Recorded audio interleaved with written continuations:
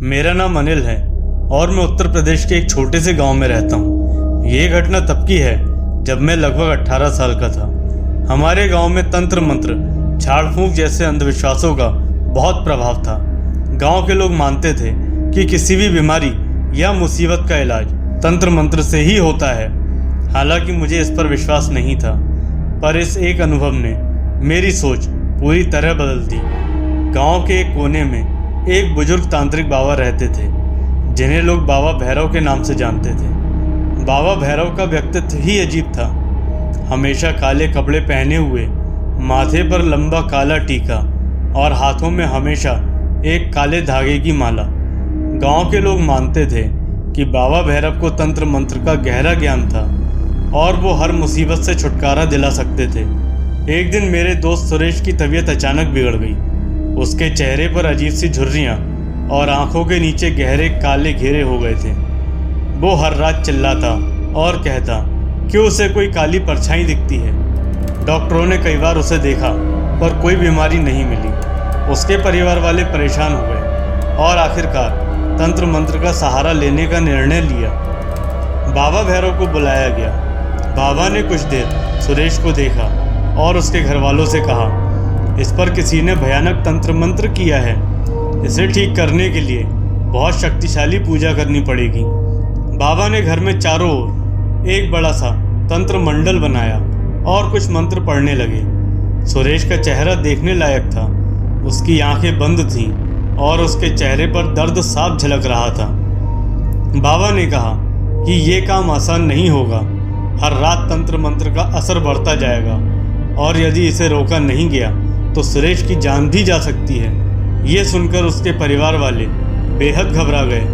बाबा ने हमें कहा कि तांत्रिक साधना के दौरान किसी भी कीमत पर कमरे में कोई नहीं आएगा, नहीं तो तंत्र मंत्र का असर उस व्यक्ति पर भी हो सकता है। अगले दिन से बाबा ने पूजा करना शुरू कर दिया।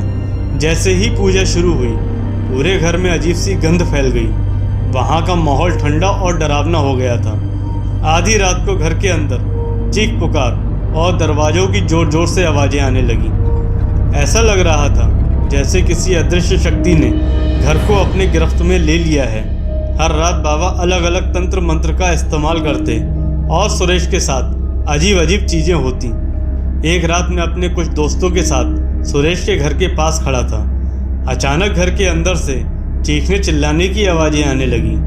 हमने सोचा कि शायद कुछ गलत हो गया है, तो हम अंदर जाने का प्रयास करने लगे, पर बाबा ने हमें रोक दिया और कहा, तुम लोग अंदर नहीं जा सकते। यदि तुम अंदर गए तो तंत्र मंत्र का भयानक असर तुम पर भी पड़ सकता है। उस रात की घटना ने हमारे दिलों में डर भर दिया। हम में से किसी ने कभी इतने भयानक तरीके से किसी की हालत बिगड़ते नहीं देखी थी।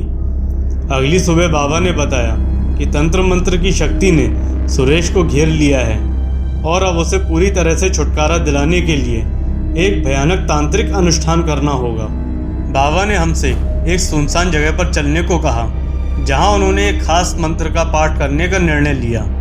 ये जगह गांव से दूर एक जंगल में थी। वहां का माहौल ही डरावना था। चारों ओर अजीब सी शांति और हल्की हल्की धुंध। बाबा ने एक मंडल बनाया और सुरेश को बीच में बिठा दिया। वो मंत्रों का जाप करने लगे और एक के बाद एक तंत्र मंत्र का उपयोग करने लगे। तभी अचानक एक तेज हवाओं का झोंका आया और हमें ऐसा महसूस हुआ जैसे कोई अदृश्य शक्ति हमारे आसपास घूम रही हो। तभी अचानक सुरेश की आंखें लाल हो गईं और उसकी आवाज़ बदल गई।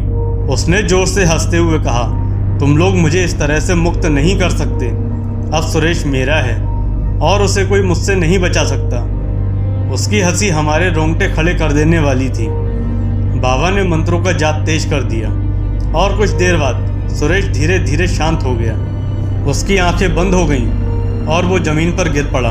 उस रात के बाद सुरेश की तबीयत में धीरे धीरे सुधार आने लगा, लेकिन वो बिल्कुल बदल चुका था।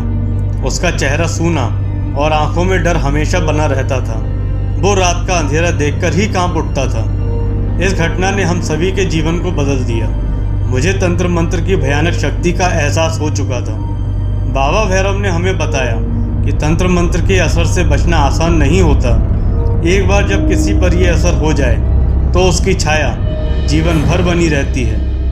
दोस्तों, अगर आपको ये कहानी पसंद आई हो तो वीडियो को लाइक और शेयर करें और चैनल को सब्सक्राइब करें ताकि आप ऐसी और भी डरावनी कहानियाँ सुन सकें। धन्यवाद।